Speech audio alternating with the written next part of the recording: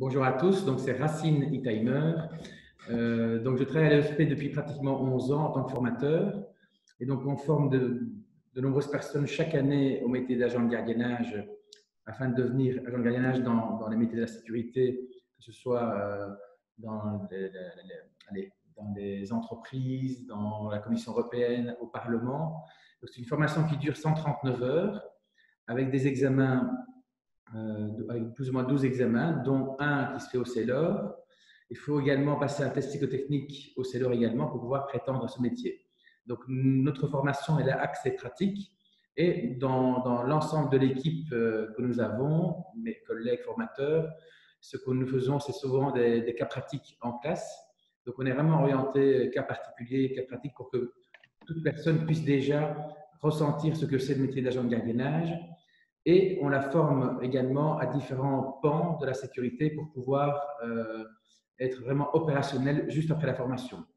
Par expérience, depuis 11 ans, la plupart des personnes qui se forment chez nous, à l'EFP, ont du travail pratiquement dans le mois qui arrive. Lorsqu'ils postulent dans les entreprises de gardiennage, il faut savoir qu'il y a plus de 170 entreprises de gardiennage en Belgique. Par conséquent, vous avez de nombreuses possibilités pour pouvoir travailler. Et donc, voilà, donc on vous accompagne évidemment pendant la formation et pour certains également, nous sommes disponibles la plupart du temps aussi en dehors de la formation.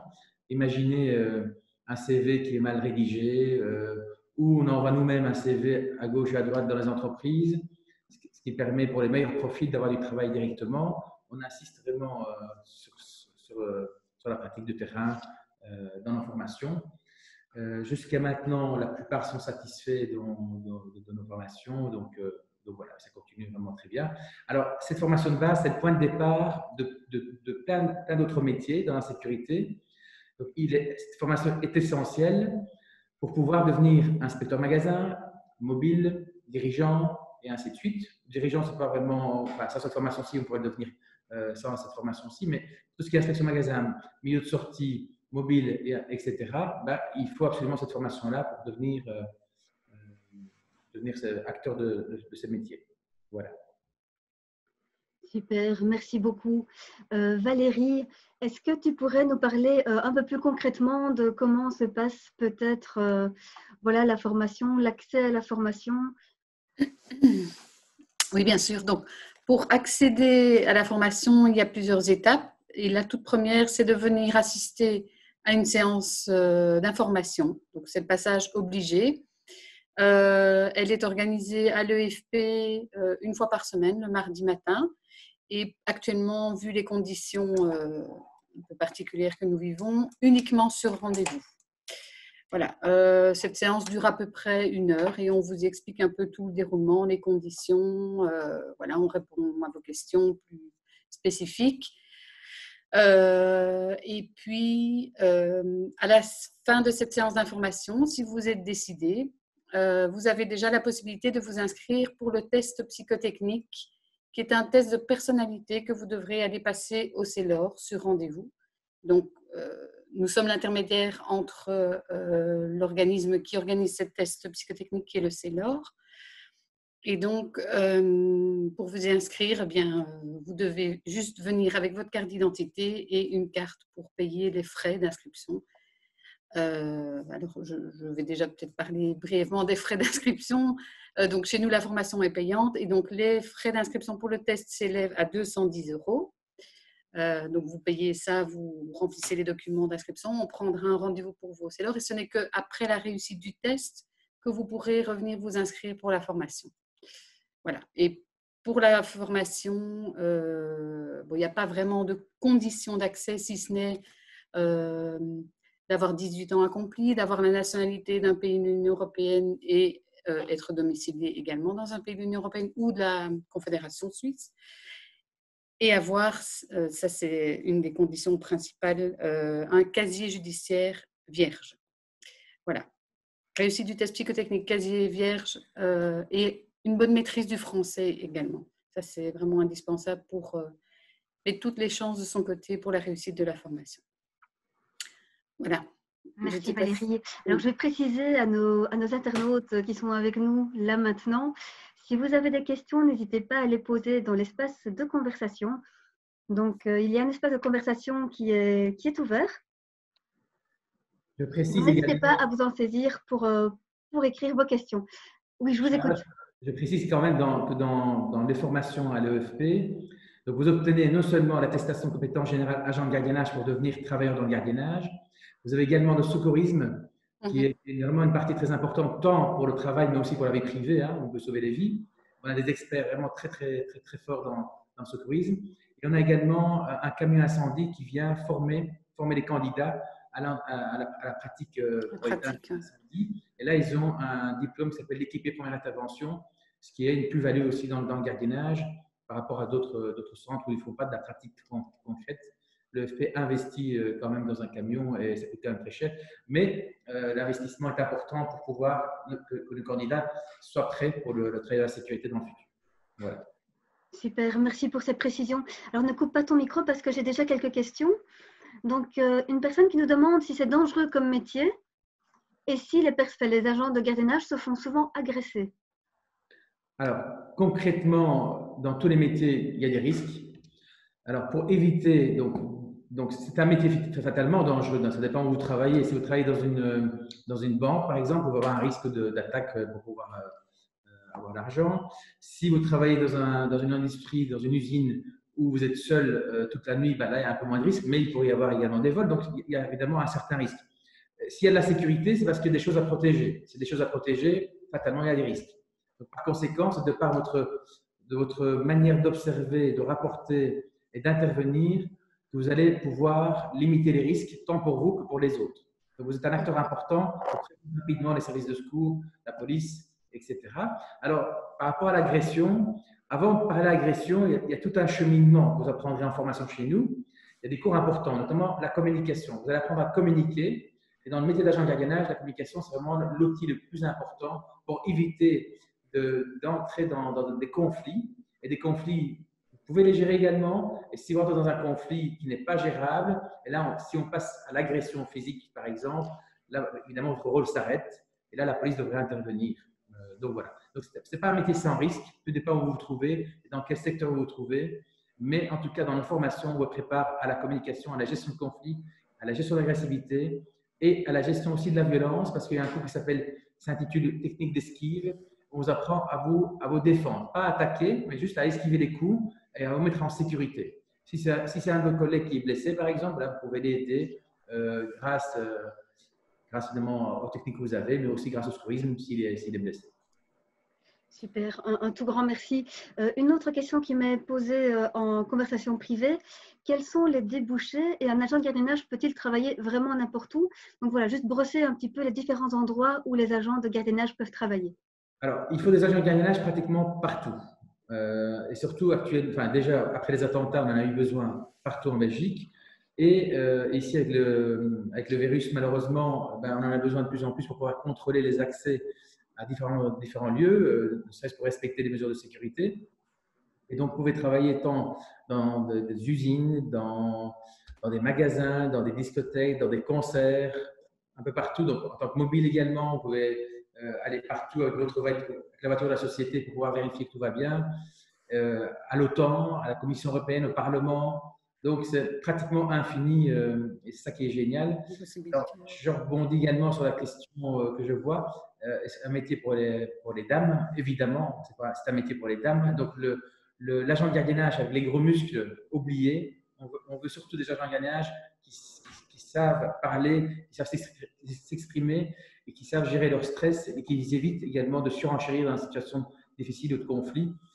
Et donc, les dames, elles ont un avantage par rapport à nous. Elles se maîtrisent beaucoup plus. Elles ont un peu moins d'ego parfois. Donc voilà. Donc, effectivement, il y a une place pour les dames, notamment aux aéroports, hein, dans les gares. C'est infini. Il y a un métier dont on parle peu. Avec la formation d'agent de gardiennage que nous avons à l'EFP, juste après, vous pouvez faire une formation complémentaire à condition d'être recruté par Sécurail, donc à la SNCB ou à la STIB. Vous pouvez devenir agent de sécurité. Donc, passer d'agent de gardiennage à agent de sécurité via une formation supplémentaire qui se fait en interne. Et là, vous êtes parti comme un fonctionnaire jusqu'à la fin de votre carrière. Super, merci beaucoup pour cette précision. Je reviens à vous avec la dernière question, mais donc j'ai une question pour Valérie Pourbet d'abord. Oui. Une personne nous fait part du fait qu'elle avait commencé une formation à l'EFP une semaine avant le confinement et elle Oui. voudrait savoir quand les cours pourraient éventuellement reprendre. Oui. Dans l'état actuel des choses, les cours ne reprendront certainement pas avant le mois de septembre, parce que nous dépendons du CELOR également pour l'organisation des examens de réglementation, et ils ne sont pour l'instant en tout cas pas prêts. Et vu le timing, la fermeture du centre, il est préférable de tout reporter au mois de septembre, donc début septembre. Et donc les personnes, en l'occurrence la personne intéressée là, sera contactée personnellement par mail, par mes soins très prochainement. Très bien, merci Valérie. Oui. Donc je reviens à Racine, du coup, pour une question relative du coup à la fonction de l'agent de gardiennage. Donc un agent qui reste fixe à un endroit, est-ce qu'il fait également autre chose qu'observer? Bien entendu. Donc, Coralie, donc, c'est une question pertinente, je trouve. Et donc, il faut savoir que le travail de l'agent de gardien, c'est un travail d'équipe. Donc, vous voyez un agent qui est devant un lieu en observation, mais il est souvent connecté avec une radio, avec d'autres personnes. Chacun a un rôle, en fait, hein. Donc, c'est un travail d'équipe. Donc, le fait qu'il soit là en observation, c'est déjà de la prévention. Donc, si des gens sont mal intentionnés par rapport au lieu, ben, le fait de voir un agent de gardiennage qui est en communication permanente avec un collègue, ça va la dissuader. Et donc, l'observation est importante. C'est le point de départ du métier d'agent de gardiennage. On appelle ça de la prévention pour pouvoir éviter toutes les situations difficiles qui pourraient survenir. Donc, c'est une très bonne question, Coralie. Et si on se rencontre en classe, vous aurez M. Coppens, qui est extra dans ce cours-là, qui est très, très fort dans l'apprentissage de comment observer et comment retenir et comment rapporter dans un document qui sera essentiel pour le client et le patron, évidemment. Super, merci beaucoup. Alors là, pour le moment, je n'ai pas de questions à relayer. Est-ce qu'il y a encore quelque chose sur lequel vous voudriez revenir ou insister? Il y a Aya qui pose une question. Il y a un agent de gardiennage travaille-t-il avec une brigade canine? Alors, ce n'est pas une brigade canine comme on l'entend à la police. Ce n'est pas du tout les mêmes fonctions. Donc là, la réglementation, elle est très stricte en la matière.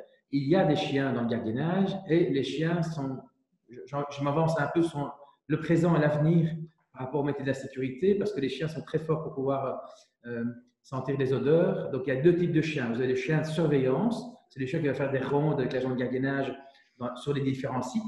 Et vous avez des chiens à détection d'explosifs. Donc ces chiens-là sont entraînés, ça coûte très très cher pour les former, qui sont utilisés surtout dans les gares, dans les aéroports.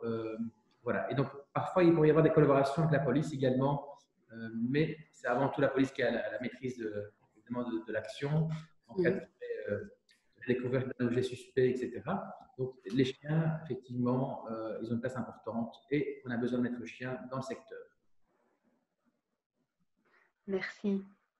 Donc, je pense que Aya a eu réponse à sa question. Si vous avez d'autres questions, surtout n'hésitez pas. Vous avez l'espace de conversation à votre disposition. Valérie, Racine, je ne sais pas si vous voulez, vous, encore donner un mot d'explication ou un mot de clôture.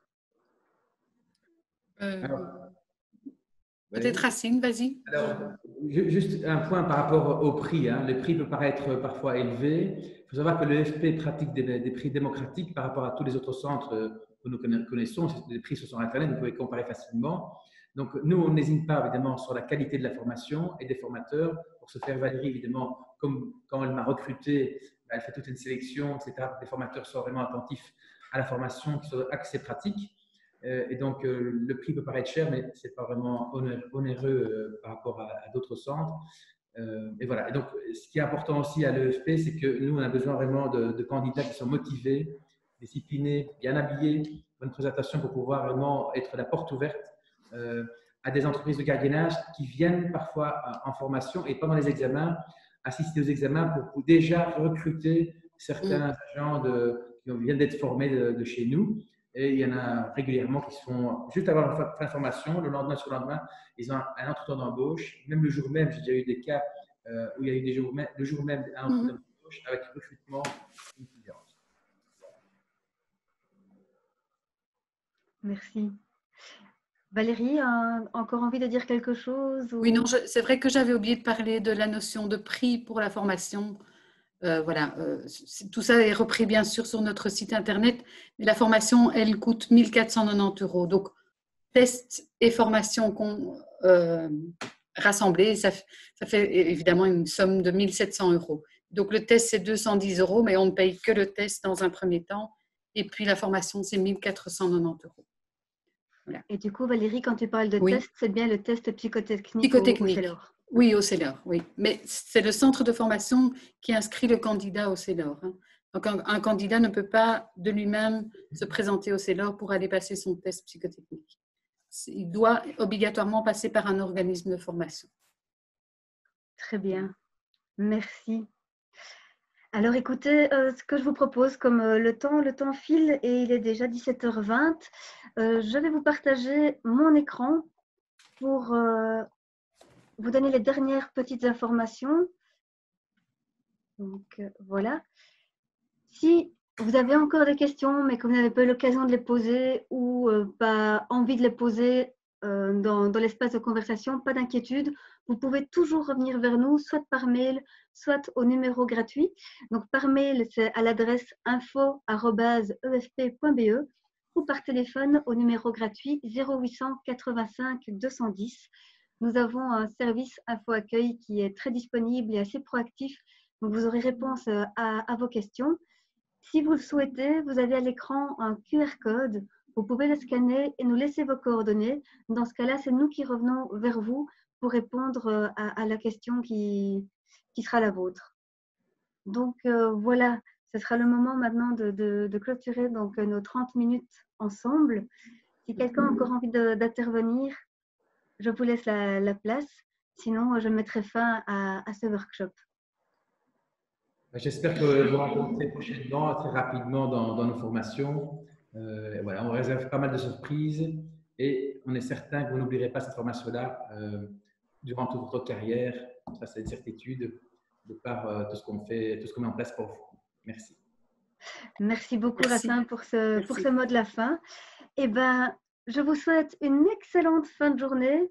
Un tout grand merci à nos intervenants du jour. Un grand merci à Racine d'avoir pris le temps de présenter les métiers du gardiennage et d'avoir répondu aux questions.